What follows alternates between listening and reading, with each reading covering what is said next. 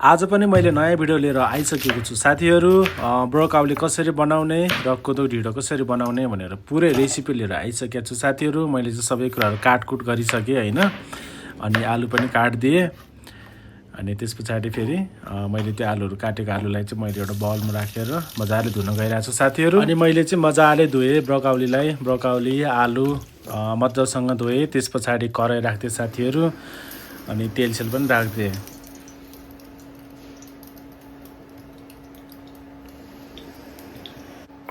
तेल पनि पाकिसक्यो अनि मैले चाहिँ लसुन हालिदिएँ तेलमा।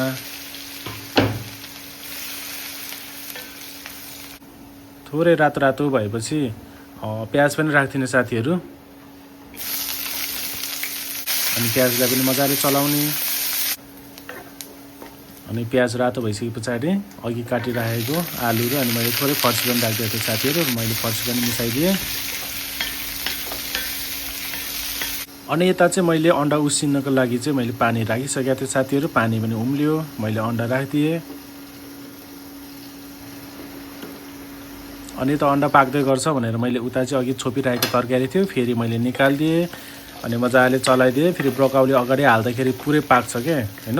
अनि त्यही भएर पहिला आलु र फर्सीलाई चाहिँ थोरै पकाएर चाहिँ अनि पछि ब्रोकाउली एड गर्ने। तर मैले त्योभन्दा अगाडि चाहिँ बेसार राखिदिएँ तरकारीमा। अनि एकछिन चलाएँ साथीहरू। चलाइसके पछाडि अब चाहिँ बल्ल ब्रोकाउली हाल्ने पाला आएको छ साथीहरू। ब्रोकाउली राख्नु होला अनि मजाले चलाउनुहोस्।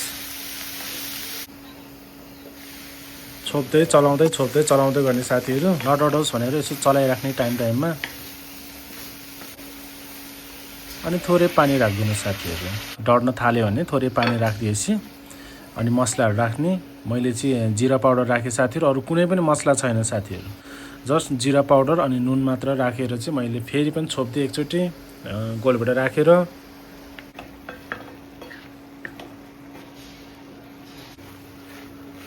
अब आफूलाई चाहिने अब कति चाहिन्छ सुप होइन, रस थोरै मात्र राख्ने। मैले चाहिँ ग्रेभी मात्र बनाएको साथीहरू। ढिँडोसँग ग्रेभी नै ठिक हुन्छ। अब मेरो चाहिँ अलमोस्ट पाकिसकेको छ तरकारी। अब प्रोसेस हुन्छ ढिँडोको लागि। ढिँडोमा फर्स्टमा पानी राखिदिनुहोस्। अनि पानी उम्लिँदै गर्छ। म चाहिँ यता चुकुन्दर सलाद काट्दै गर्छु साथीहरू। यो सलादको चाहिँ धेरै नै फाइदाजनक चिज हो यो, किनभने यसले चाहिँ तपाईँको सुगर, प्रेसर होइन, मुटुदेखि लिएर हरेक चिजको चाहिँ यसले काम गर्छ। यो एकदमै राम्रो चिज हो साथीहरू। हजुरहरू पनि खानु होला। यो हेल्थको लागि एकदम राम्रो हुन्छ। अनि अघि उसिनेको अन्डा पनि पाकेर नि मैले यसको बोक्रा सबै छोडिदिएँ साथीहरू।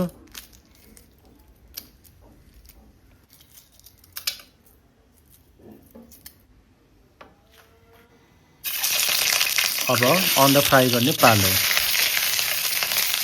अन्डा पनि त्यही हो, थोरै तेल राख्ने अनि अन्डा राख्ने। अन्डा अलिअलि रातो भएपछि बेसार राख्ने थोरै, अनि थोरै नुन राख्ने साथीहरू। अनि मजाले चलाउने रातो हुन्जेलसम्म चलाउने मजाले। त्यस पछाडि रेडी हुन्छ हाम्रो अन्डा।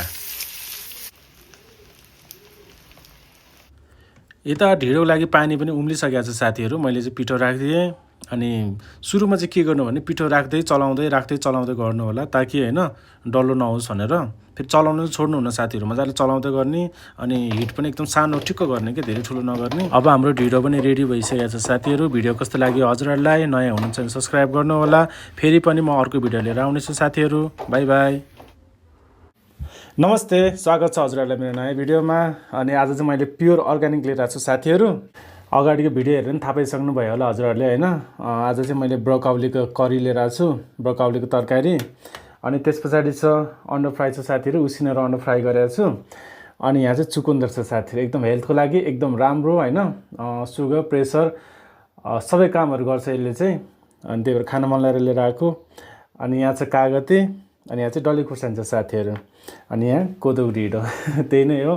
ढिँडो दाइको भिडियो राम्रो लाग्छ भने कृपया सब्सक्राइब गरिदिनु होला। ल सुरुमा चाहिँ कागती खानु पऱ्यो है त साथीहरू।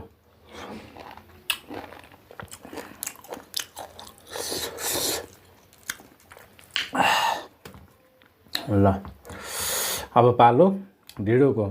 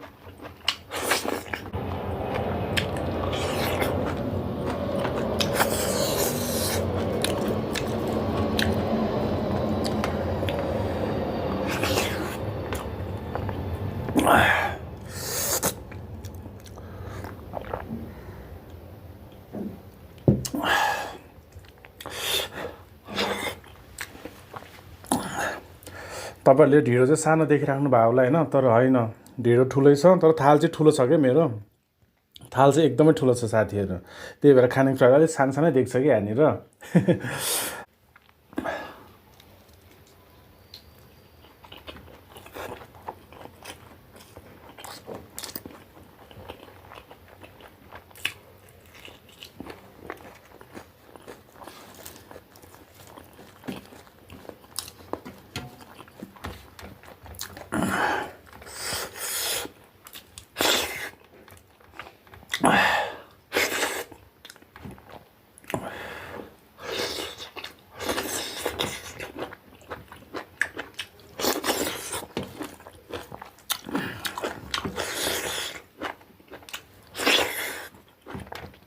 तातो एउटा यहाँ खनाइदिनु पर्यो साथीहरु, मजा आएन ल।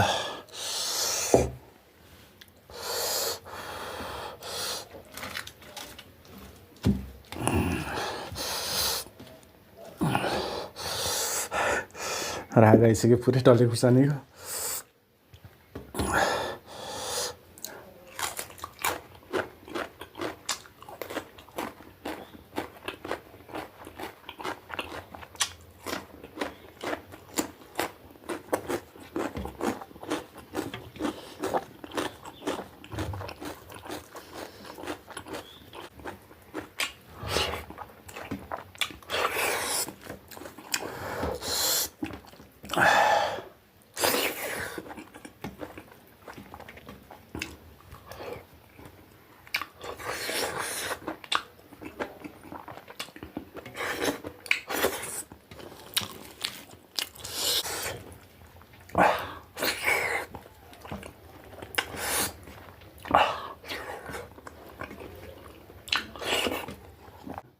मलाई चाहिँ हैन ढिँडो खानको लागि चाहिँ मासु चाहिदैन के। मासु हुनुपर्छ भने चाहिँ मलाई छैन हैन।